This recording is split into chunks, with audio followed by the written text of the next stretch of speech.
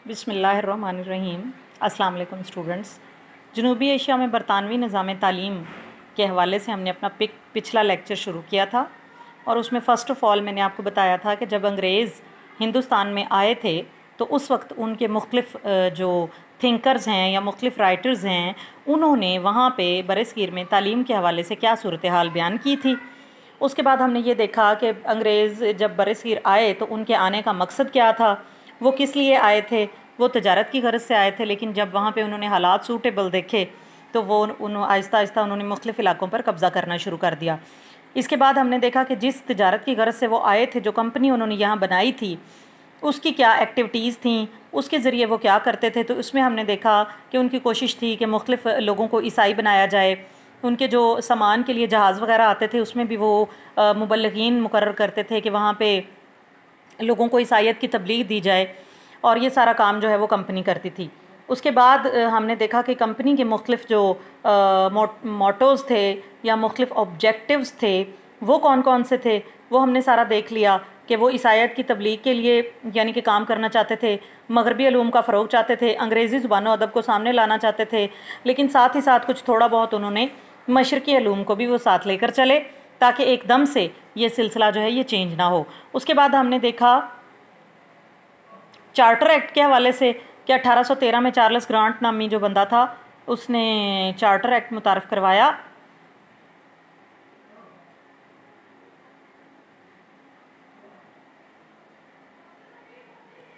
और उसकी मुख्तलिफ़ जो दफ़ात हैं या नुकात हैं वो हमने यहाँ पे देखी। उसमें भी वही बात आ जाती है बार बार अंग्रेज़ी ज़रिया तालीम की, मिशनरी तालीमी इदारों की और मगरबी उलूम की इशाअत के हवाले से। अच्छा, चार्टर एक्ट 1813 को मज़ीद डिटेल में आज हम लोग डिस्कस करेंगे और इसकी तफसील जो है वो हम जानेंगे। 1813 के एक्ट के बायस मिशनरी तालीमी इदारों को गैर मामूली फ़रोग़ हासिल हुआ। गैर मामूली फ़रोग़ का मतलब है कि बहुत तेज़ी से वो बढ़ने लगे, और इसका अंदाज़ा इस बात से होता है कि 1852-53 में तमाम सरकारी स्कूलों और कॉलेजों की तादाद उसमें सिर्फ 30,000 तलबा ज़ेर तालीम थे, लेकिन जब मिशनरी इदारे बन गए तो 3 लाख तालिब इल्म जो है वो तालीम हासिल करने लगे और ईसाईयत को पूरे निज़ाम तालीम में समो लिया गया। यानी कि जहाँ भी अंग्रेज़ों के बनाए हुए तालीमी इदारों में तालीम दी जा रही थी वहाँ पे ईसाईयत जो है वो ज़रूर साथ थी, और साथ ही साथ अंग्रेज़ी को ज़रिया तालीम बनाया गया था। और एक उनकी ये भी कोशिश थी कि मुकामी जो लोग हैं वो ईसाईयत का मज़हब कबूल कर लें। ठीक है जी। लॉर्ड मिकाले जो 1833 में सुप्रीम कोर्ट का मेंबर और पब्लिक इंस्ट्रक्शन कमेटी का सेक्रेटरी मुकर्रर होकर हिंदुस्तान आया, उसने क्या किया कि उसने अपनी एक याददाश्त गवर्नर जनरल को पेश की। याददाश्त है बेटा, एक अपनी दस्तावेज़, एक अपना जो है वो कोई बंच ऑफ पेपर्स या कोई जो है वो क्या कहना चाहिए कि कुछ मुख्तलिफ़ पॉइंट्स का जो एक मजमुआ होता है। ठीक है जी, वो उसने पेश किया। अब उसमें वो ऐसा वो बंच ऑफ पेपर था या ऐसा वो मजमुआ था पॉइंट्स का कि उसमें ईस्टर्न जो तालीम है उसके ख़िलाफ़ बहुत ज़्यादा जहर उगला गया।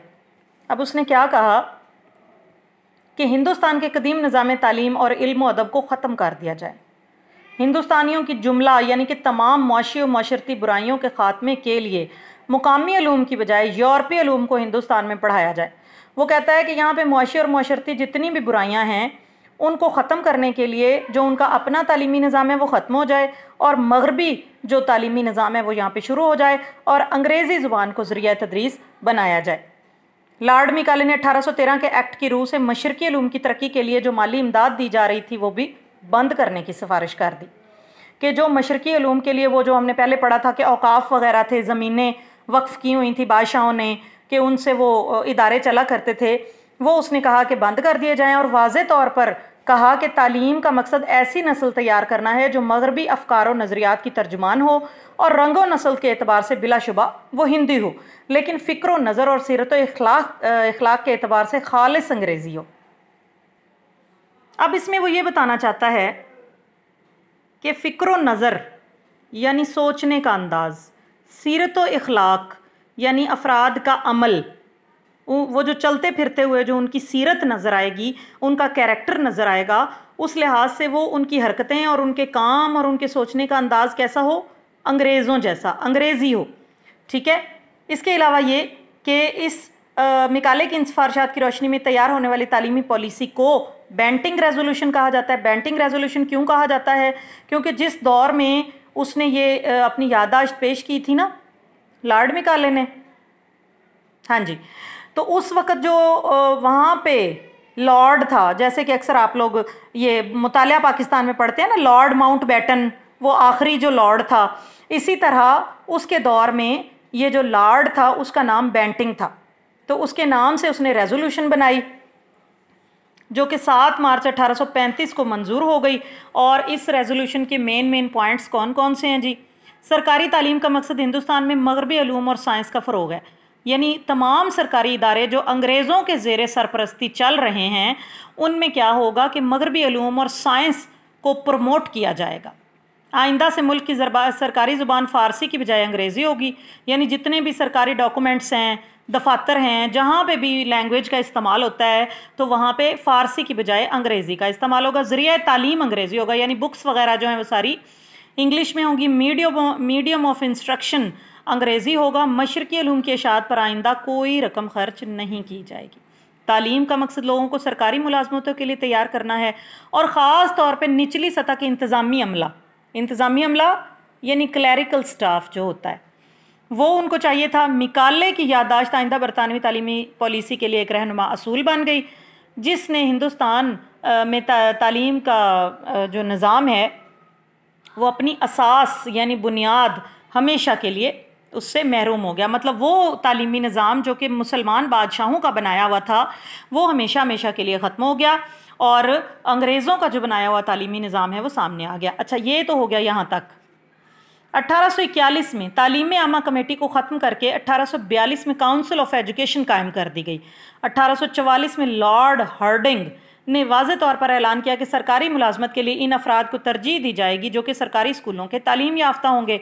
यानी यहाँ पे भी वो बाउंड करने की कोशिश कर रहे हैं, पाबंद कर रहे हैं कि ताकि लोग सरकारी स्कूलों में पढ़ें, चाहे उनको तालीम अच्छी लग रही है नहीं अच्छी लग रही, वो उसको पसंद कर रहे हैं नहीं कर रहे, लेकिन अगर नौकरी हासिल करना चाहते हैं तो सरकारी स्कूलों से तालीम याफ्ता होंगे।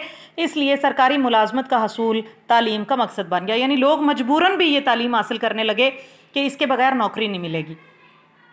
इस दौर में अंग्रेज़ों की तालीमी हिकमत अमली का एक पहलू हिंदुओं और मुसलमानों के दरमियान इम्तियाज़ और तफरीक भी था, यानी तालीम वो किस किस्म की दे रहे थे जिससे हिंदू और मुसलमानों में तफर्रकाबाजी, लड़ाई झगड़ा पैदा हो जाए। हर मुमकिन कोशिश कर रहे थे कि मुसलमानों के मुकाबले में हिंदुओं को हर मैदान में आगे बढ़ाया जाए, क्योंकि हिंदुओं का, शायद मैं पहले भी आपको बता चुकी हूँ कि हिंदू जो हैं वो तो पहले भी मुसलमानों के अंडर थे, मुसलमान हुक्मरान थे और वो उनके आगे थे।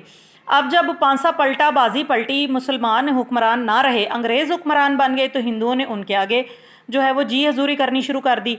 इसलिए अंग्रेज़ों ने हिंदुओं को नवाजना शुरू कर दिया। मुसलमानों के तालीमी निज़ाम को ख़त्म करने के लिए मुलाजमतों के लिए जो अखबारात में इश्तिहारात दिए जाते थे उनमें भी ख़ास तौर पर यह लिखा जाता था कि ये जॉब हिंदुओं के लिए है, मुसलमान इसमें अप्लाई नहीं कर सकते। तालीमी नुक्ता नज़र से ये दौर चार्ल्स वुड के 1854 के डिस्पैच पर आकर ख़त्म होता है। यानी अगला जो हमारा ये पॉइंट है ना, ये देखो वुड्स डिस्पैच, इससे पहले तक वो कह रहा है कि ये दौर चला। इस डिस्पैच ने जदीद तालीम के मकासद का कानूनी शक्ल दे दी, इसे मुनज़्ज़म तरीक़ाकार वज़ा किया, अंग्रेज़ी को मुस्तकिल ज़रिया तालीम की हैसियत दी और हिंदुस्तान में यूनिवर्सिटियों के क़याम की मंजूरी दी। ये अब अगले पॉइंट की बात हो रही है। सियासी एतबार से ये मुसलमानों के लिए बहुत ज़्यादा मसाइब यानी मुसीबतों, आलाम यानी दुखों का दौर था। मुसलमान अपनी बका की जंग लड़ रहे थे, यानी मुसलमानों को इतना स्नब किया, इतना पीछे धकेला कि वो बेचारे, उनको ज़िंदगी के लाले पड़ गए। जब नौकरी नहीं है, जब कोई रोज़गार का ज़रिया नहीं है, भूखे मर रहे हैं, तो ऑब्वियसली बका होता है, बाकी रहना, ज़िंदा रहना। उनको यूँ लगा कि वो शायद ज़िंदा भी नहीं रह सकेंगे। तालीमी मैदान में ये ज़माना मुसलमानों के लिए बहुत मायूसियों का दौर था। मुसलमानों का तालीमी निज़ाम ख़त्म कर दिया गया, मदारस के जो डिग्रियाँ थी वो गैर तस्लीम शुदा करार दे दी गई, आम और मुफ्त अवामी तालीम का दौर ख़त्म हुआ, तालीम काबिल फ़रोख्त चीज़ बन गई क्योंकि लोगों से फ़ीसें वगैरह वसूल की जाती थी। पहले जो मुसलमान बादशाह होते थे वो तो फिर फ्री तालीम दिया करते थे ना, लेकिन अंग्रेज़ों ने फ़ीसें वगैरह लेनी शुरू कर दी, जहाँ सिर्फ साहिब सरवत यानी अमीर लोग ही तालीम हासिल कर सकते थे। 1813 से लेकर 1854 तक जो अहम तालीमी वाक़यात पेश आए, जो अहम मामलात हुए, उनको हम जल्दी से ओवरव्यू कर लेते हैं जी। 1815 में सरकारी सतह पर बम्बई एजुकेशन सोसाइटी कायम हुई। 1816 में कलकत्ता विद्यालय के नाम से एक तालीमी इदारा बना, जिसको बाद में 1819 में कॉलेज बना दिया गया। ये जो है यहाँ पे ज़रिया तालीम अंग्रेज़ी था। ठीक है जी, ये हिंदुस्तान का पहला कॉलेज था। 1823 में तालीमी आमा कमेटी का क़याम अमल में आया और हिंदी ज़बान के फ़रोग़ के लिए आगरा में एक तालीमी इदारा खोला गया 1828 में, क्योंकि अंग्रेज़ों को हिंदुओं को तो वो नवाज रहे थे ना, तो इसलिए हिंदी ज़बान में भी उन्होंने तालीमी इदारा खोल दिया। 1828 में गवर्नर जनरल विलियम बेंटिंग ने मुस्लिम मदारिस के औकाफ ज़ब्त कर लिए, यानी उनके लिए जो ज़मीनें मुख्तस की हुई थी और उनकी आमदनी से वो मदारस चलते थे, वो भी उसने अपने कब्ज़ा में ले लिए। 1836 में नई तर्ज पर हगली कॉलेज कलकत्ता और मेडिकल कॉलेज कलकत्ता कायम हुआ। 1844 में हिंदू कॉलेज कलकत्ता में इंजीनियरिंग की क्लासेस शुरू हुई और 1847 में इंजीनियरिंग कॉलेज रुड़की जो है वो कायम किया गया। अच्छा, यहाँ पे हमने देखा कि 1813 से लेकर 1854 तक जो वाक़यात पेश आए, मुख्तलिफ़ इदारे बनाए गए, मुख्तलिफ़ कॉलेजेस बनाए गए और जिस तरह की भी सिचुएशंस पैदा हुई, इंजीनियरिंग कॉलेजेस हो गए, इसके अलावा मेडिकल कॉलेजेस हो गए, जो भी मामलात सारे किए गए वो यहाँ पे हमारे 1854 तक आ जाते हैं, जहाँ पे चार्ल्स वुड का जो मरासला है उससे पहले तक। अब हम देखेंगे कि चार्ल्स वुड क्या है, कौन है और इसका मरासला जो है वो क्या चीज़ है। फ़र्स्ट ऑफ़ ऑल हम देखेंगे कि वुड्स डिस्पैच इसका नाम है। वुड और आगे एस लगा के वुड्स बना दिया और डिस्पैच यानी कि कोई चीज़ एक जगह से दूसरी जगह इरसाल करना। ठीक है जी, पार्सल के तौर पे जो हम भेजते हैं। इस दौर का नुक्ता आगाज़ यानी ये जो 1854 है वुड डिस्पैच से होता है।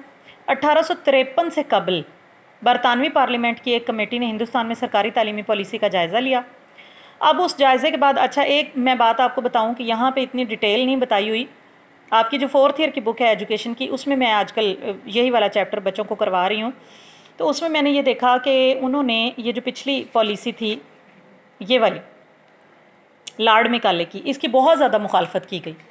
यानी जब इन्होंने मदारस के औकाफ ज़ब्त कर दिए, इस्लामी तालीम ख़त्म कर दी, दूसरी जो भी यानी ईस्टर्न जो भी तालीम थी उसको ख़त्म कर दिया, तो उससे क्या हुआ कि बहुत से लोग जो हैं उन्होंने इसकी मुखालफत की।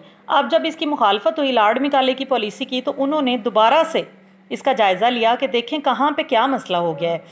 इसलिए उन्होंने चार्ल्स वुड जो था उसको यानी कहा कि वो अपनी तजावीज़ पेश करे और उसने एक तजावीज़ का जो पूरा एक स्टेटमेंट बनाई और वो उसने एक मरासले की शक्ल में या एक डिस्पैच की शक्ल में 1854 में कंपनी को इरसाल कर दी। कंपनी कौन सी है जी? वो जो हिंदुस्तान में है, east India company. Wood dispatch में संस्कृत और अरबी की वाज़ेह मुखालफत नज़र आई और ये मुखालफत वही थी जो मैकाले ने की थी, यानी वही चीज़ को लेकर वो आगे चल रहा था जिसने मगरबी इल्म अदब की बालादस्ती का तस्वर पाया जाता है। यानी उस लॉर्ड मैकाले ने भी यही कहा था कि मगरबी इल्म को बुलंद किया जाए और ये जो चार्ल्स वुड था इसने भी यही कहा कि मगरबी इल्म को बुलंद किया जाए। मैकाले की तरह इस डिस्पैच में भी मशरकी इल्म अदब को गलतियों का मुरक्का यानी कि मजमुआ करार दिया गया। मुकामी ज़ुबानों को अंग्रेज़ी के साथ साथ ज़रिया तालीम बनाने की हिमायत तो की गई, यानी उन्होंने ये कहा कि मुकामी ज़ुबानों को साथ रखें, अंग्रेज़ी भी हो और मुकामी ज़ुबानें वो भी कहीं छोटे लेवल पे बच्चों को पढ़ाई जाएं, लेकिन इन ज़ुबानों को जदीद तालीम के अख़ज़, तर्जमा और तदरीस के मामले में नाअहल करार दिया गया। अख़ज़ होता है जी किसी में से कुछ निकालना, कुछ ज़ाहिर करना, कुछ ले लेना, कुछ अडॉप्ट कर लेना। तर्जमा का तर्जमा ही है और तदरीस यानी पढ़ाने के हवाले से कि यानी वो कहते थे कि अंग्रेज़ी की जो किताबें हैं, खा वो साइंस की हैं या लिटरेचर की हैं, वो इतनी रिच लैंग्वेज है कि हमारी ज़ुबानों में इतनी वोकैबुलरी नहीं है, हमारे पास इतना ज़रिया अल्फाज, ज़ख़ीरा अल्फाज नहीं है कि हम उन ज़ुबानों को ट्रांसलेट करके अपने लैंग्वेजेस में कन्वर्ट कर सकें। ये वो ज़माना था जब बरसगीर से ईस्ट इंडिया कंपनी ख़त्म कर दी गई। हुकूमत बरतानिया बराह रास्त हिंदुस्तान पर हुक्मरान हो गई। बरसगीर के हिंदुओं ने ख़ुद को बरतानवी हुक्मरानों के साथ कुल्ली तौर पर यानी मुकम्मल तौर पर हम आहंग यानी घुला मिला लिया था, घुल मिल गए थे, वो उनके साथ एडजस्ट हो गए थे। वो मुसलमानों पर फ़ौक़ियत हासिल करने के लिए कोई भी मौका हाथ से नहीं जाने देते थे, क्योंकि पहले मुसलमान हुक्मरानी कर रहे थे तो वो पिछले अपने पुराने बदले ले रहे थे। दूसरी तरफ बरतानवी हुकूमत की पूरी कोशिश थी कि मुसलमानों को इतना दबा दिया जाए कि वो फिर कभी ना उठ सकें। अब हम देखेंगे कि वुड्स डिस्पैच जो है उसके अहम खदोखाल या अहम पॉइंट्स कौन कौन से थे। उसने कहा कि हर सूबे में तालीम का महकमा कायम किया जाएगा जिसका सरबराह डायरेक्टर पब्लिक इंस्ट्रक्शन यानी DPI होगा। इसकी मदद के लिए मुनासिब तादाद में इंस्पेक्टर होंगे जो गवर्नमेंट के खर्च या इमदाद से चलने वाले स्कूलों और कॉलेजों का हर साल मुआयना करेंगे। महकमा तालीम सूबे की तालीमी तरक्की के लिए ज़रूरी इकदाम के सिलसिले में सालाना रिपोर्ट्स और आदाद शुमार शाया करेगी कि कितनी तरक्की हुई, कितने लोग पढ़ गए, कितनों ने कौन सी डिग्री ले ली, कितना खर्चा हुआ, वगैरह वगैरह। लंदन यूनिवर्सिटी की तर्ज पर मुल्क में यूनिवर्सिटियाँ बनाई जाएंगी, इसीलिए 1857 में बम्बई, कलकत्ता और मद्रास में यूनिवर्सिटियाँ बनाई गईं। पंजाब यूनिवर्सिटी जो अब इस वक्त लाहौर में है 1882 में कायम हुई। शुरू में यूनिवर्सिटियाँ सिर्फ इम्तिहान लेती थी लेकिन बाद में वहाँ पर क्लासेस या तदरीसी जो दर्जा है वो भी उनको दे दिया गया। ग्रांट्स इन एड के नाम से इसने एक सिलसिला शुरू किया, यानी ग्रांट दी जाएगी मदद के तौर पर किसको, ताकि हुकूमत के अलावा दूसरी एजेंसियां भी अंग्रेज़ी तालीम फैलाने में मदद दे सकें।